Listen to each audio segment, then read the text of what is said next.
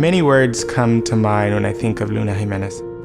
I'd say hope, healing, and transformation. It goes beyond just creating awareness about what oppression is, but it actually gives people the tools to make a difference in their lives, in their relationships, and in their community.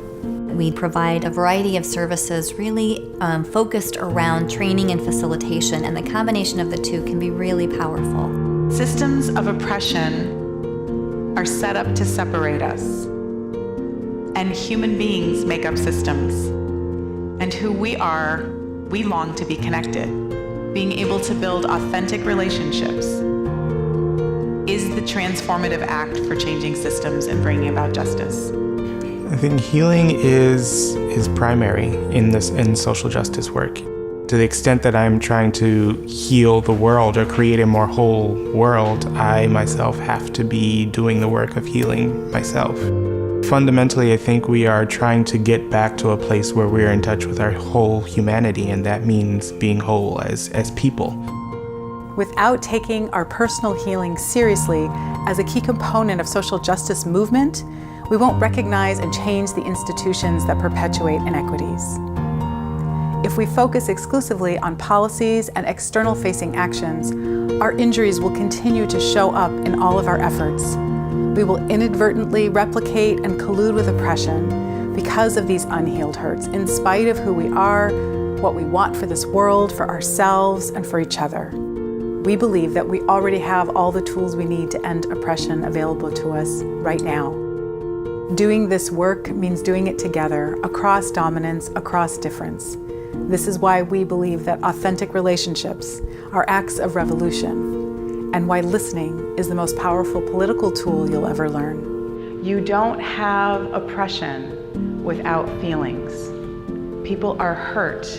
People are dying. There has been a cost to all of us. And for us to get in there and to be messy in this way, it's going to require that we have a foundation of love and trust with each other. It teaches all of us to become more complete human beings, right? And how to find more connection between ourselves and other people, more connection with the world as a whole, basically teaching us how to be a lot more present in the moment, and then discover what our potential is when we truly can be in the moment. I think one of the most painful things that I'm experiencing right now in our society is the capacity to block, unfriend, disassociate, divorce people who don't think like us. And that used to not be a criteria for connection. And in fact, I think we've lost some set of skills to be able to stay in there, even if we disagree. In each of our programs, we begin by introducing a core set of frameworks that will inform your ongoing efforts. Our approach asks every individual to examine the ways institutional oppression has demeaned or devalued us. To do this, we lead with an understanding that all human beings are good, and that it's young people's oppression that operates as a training ground for all of the ways that we act out and collude with institutional oppression through various points of our life.